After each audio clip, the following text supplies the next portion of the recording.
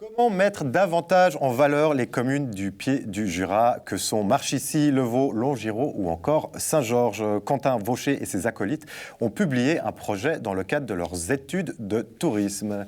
Quentin Vaucher, bonsoir et bienvenue sur ce plateau. Alors, dans le cadre donc, de vos études, pendant une semaine, vous avez travaillé sur ces communes du Pied du Jura. Comment les rendre plus attractives touristiquement? Pourquoi les communes du Pied du Jura? Alors, ce n'est pas nous qui avons choisi, c'est l'initiative des 5 communes elles-mêmes qui ont mandaté l'école pour ce projet. D'accord. Alors, les communes ont demandé à cette école de leur soumettre une proposition de projet. Voilà, exactement. Elles ont contacté notre directrice. Oui. Vous avez donc découvert ces communes, vous y avez passé du temps. Oui, alors on a reçu le mandat il y a 2 mois environ, début octobre. Et dans un premier temps, nous avons dû faire un inventaire.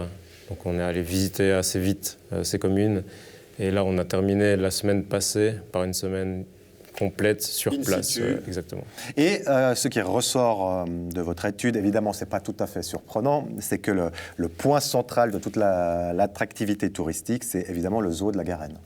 Exactement. Donc c'est la Garenne qui, en fait, a même, on peut dire, initié le mouvement de la part des communes qui ont constaté que de plus en plus de touristes étaient arrivés depuis le réaménagement. Depuis la réouverture. Le zoo de la Garenne, évidemment, c'est le point central. Et vous avez émis aussi quelques idées, comme un mondial, non pas de fondu comme ça existe depuis quelques années, mais un mondial de cénovis. Alors là, il faut que vous nous expliquiez ce qu'on va faire avec du cénovis pendant toute une soirée. Alors le concept de ce mondial de cénovis, c'était d'avoir une idée originale, quelque chose qui ne se faisait pas encore. Alors elle l'est effectivement. Oui. Et de donner le défi autant à des cuisiniers amateurs que professionnels de revisiter le cénovis en fait. Parce que fondamentalement, je ne suis pas un grand spécialiste de la cuisine, mais le cénovis, ce n'est pas un plat qu'on peut préparer de 52 façons. Non, voilà, le cénovis, c'est une base de levure et différents ingrédients.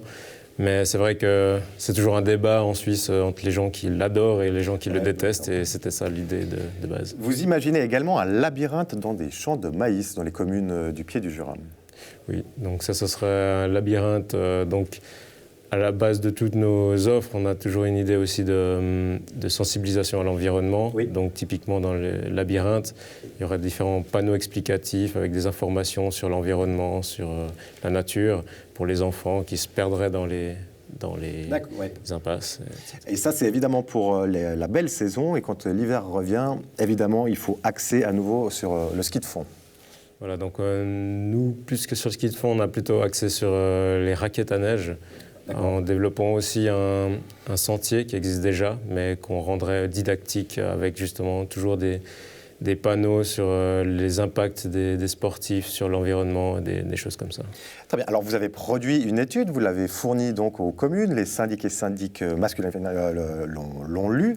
Quel est leur retour?